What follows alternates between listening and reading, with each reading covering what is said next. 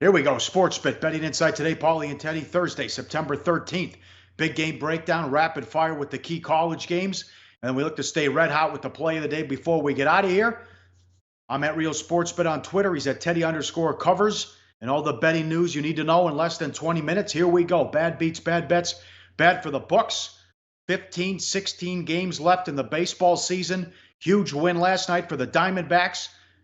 For the Rockies. Bad beat with the Diamondbacks, who took money plus 105, went off 110, an early 3-0 lead, 4-3, bottom of the ninth, two outs, bottom of the ninth, one on, two-run shot by the Rockies.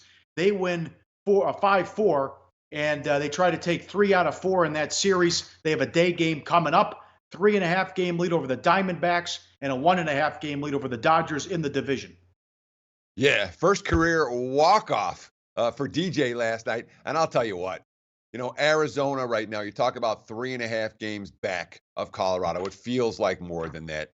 The D-backs have now lost 9 of their last 12. They're 4 games back in the scramble for the second wild card spot in the National League. But that was a very tough beat if you had Arizona last night. No question. Come on, 9th inning blown save. That's brutal. And it happens all the time in MLB. Tough beat for Arizona backers. And, of course, Arizona took a lot of money last night, going from dogs to favorites by the opening pitch. Yep, bullpen issues, that Dodgers series, and then what happened over the weekend against the Braves. See if they get off the mat for a day game coming up against Colorado's best pitcher in Freeland. Dodgers finally beat the Reds, 180 up to 210. They win 8-1. That's bad for the books. As I mentioned earlier, they stay a game and a half back. They're 2 back of the Cardinals for the second wild card. They start a 4-game series in St. Louis tonight. Braves 115 up to 140. They sweep the Giants. 2-1 Braves win. Giants have lost 11 in a row. It's all over. What a story. A 7.5 game lead now. That'll do it, as the Braves are going to win the division.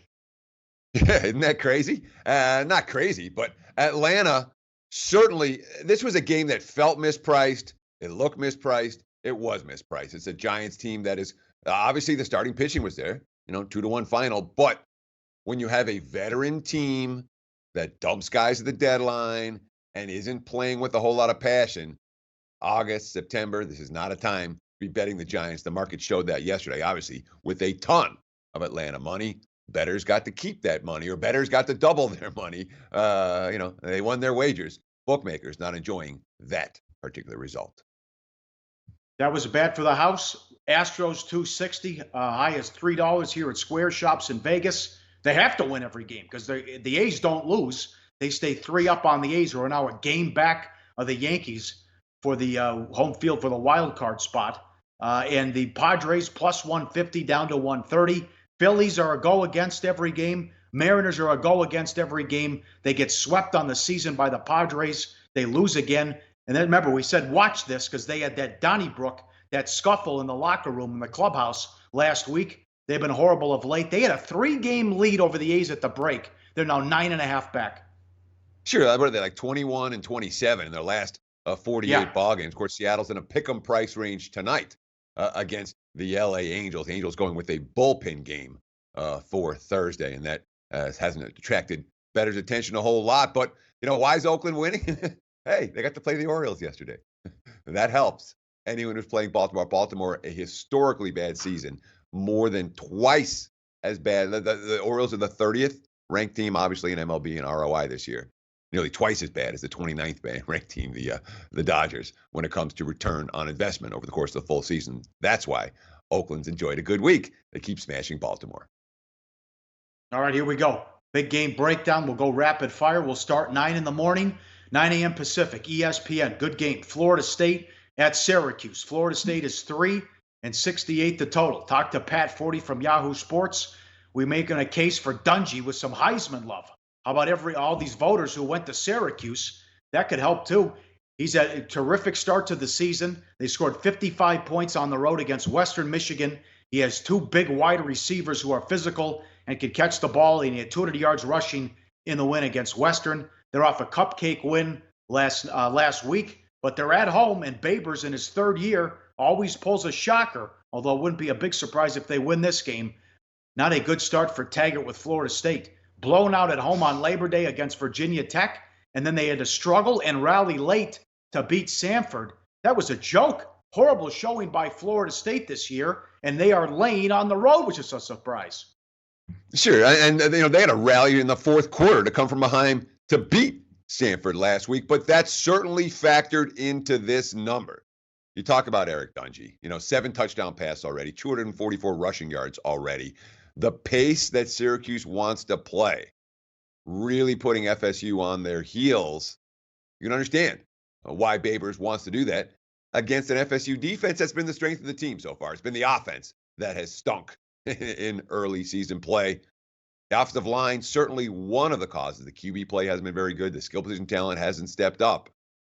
Last year, tight game down in Tallahassee. In fact, a 3-point game in that contest. But Syracuse didn't have Dungey for that game. They'll have him here. And, of course, they only won because Cole Murphy missed that field goal as time expired. Syracuse gave them everything they could handle last year. And the markets are saying expect Syracuse to give FSU everything they can handle again this year. But from a value standpoint, Florida State does what they're supposed to do against an FCS foe last week. And that was a throwaway game for them. They didn't care about it. They didn't game plan for it. And they played like it. But if they win that game like they're supposed to, this line's a touchdown instead of a field goal. Lean orange, but unfortunately the value isn't there for this better. All right, good game, 12:30 Pacific, ESPN. Also, Boise State and Stillwater to take on Oklahoma State. Oklahoma State is 2.5 and 65 the total. Peterson used to always win these games, but now it's Harsin, and he's not getting the job done in these marquee non-conference matchups. This is his 5th year as head coach of Boise. Remember last year that epic that they blew that huge lead at Washington State and got beat in overtime. They were a double-digit home favorite to Virginia and lost by 3 touchdowns. He has lost to BYU. He was blown out by Ole Miss to start the season a couple of years ago. So he has struggled in these non-conference games, although they were off to a fantastic start as they got their quarterback back with Rippon, who carved up Troy, which is hard to do on the road. And they took on a UConn team. They were laying a big number, 800 yards of offense last week in the win. Connecticut has 9 freshmen on defense, but he's off to a great start. And remember, Oklahoma State lost Rudolph, their quarterback, in Washington, their stud wide receiver. They have played 2 cupcakes so far, and early support for Boise in the markets. Yeah, and then, when we talk about Oklahoma State, we have to ask ourselves, because they lost a lot from last year's team. You talk about Mason and Mason Rudolph and James Washington. It's not just that duo. Significant graduation losses for the Cowboys. But when we look at the state of this program under Mike Gundy, look at the last 10 years.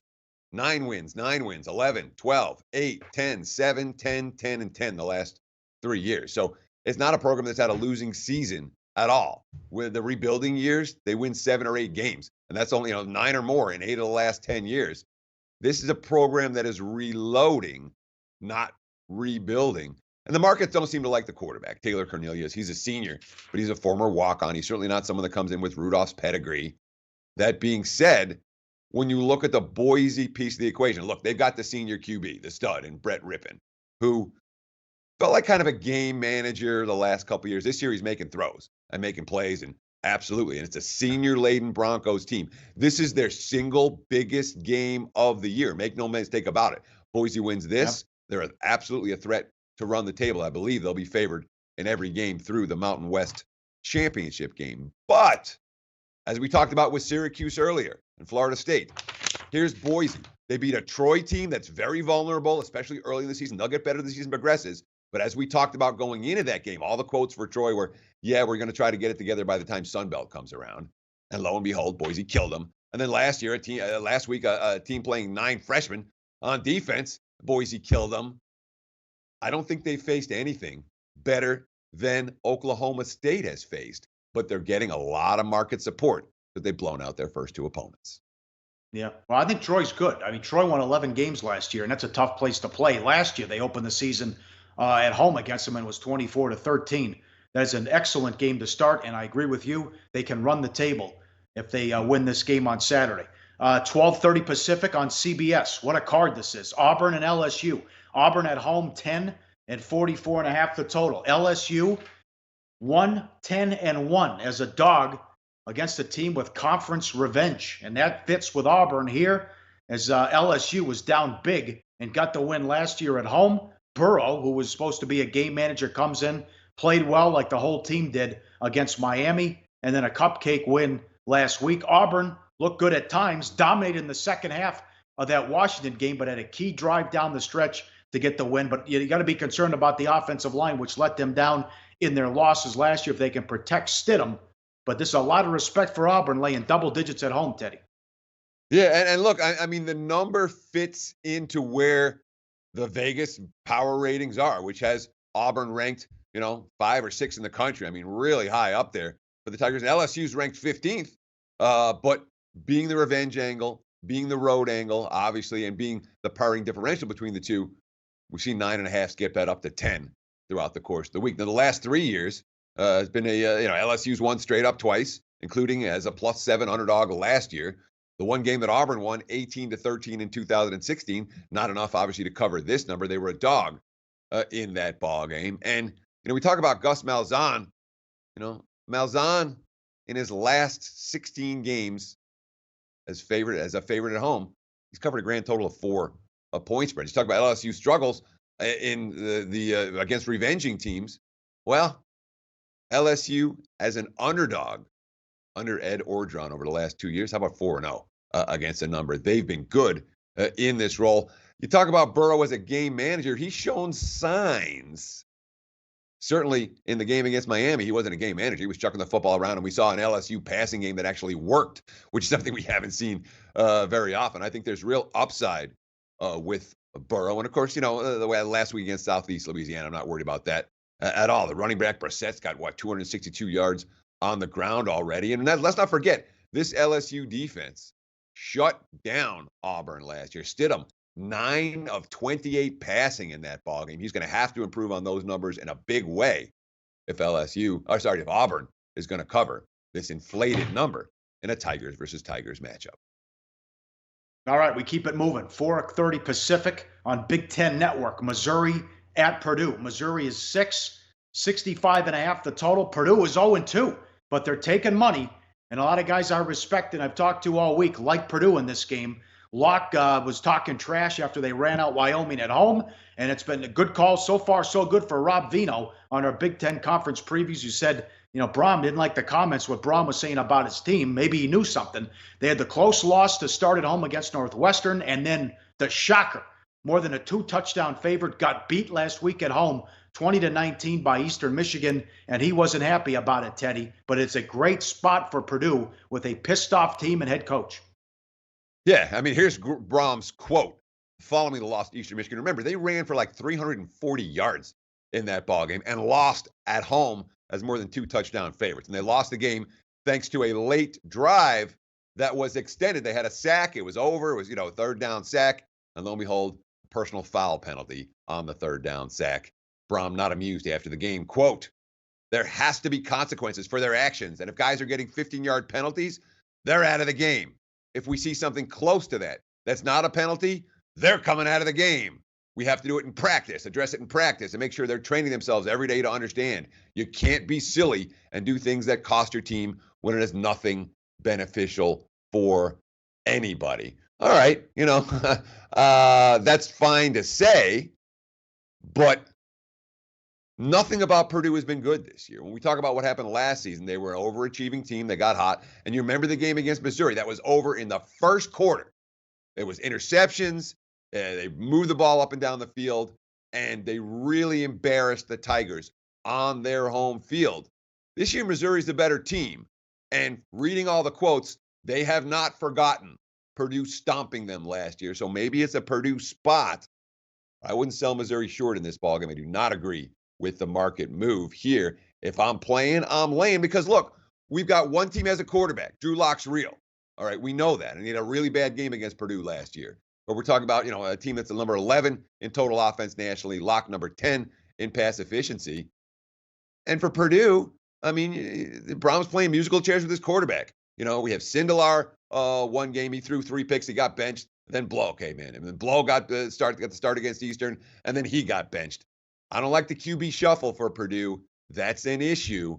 Missouri's the better team this year, and they're in revenge, like the Tigers, a lot more than the Boilermakers for this one. All right, and the two marquee games at night on national television. 5 o'clock Pacific on Fox, the hot seat game.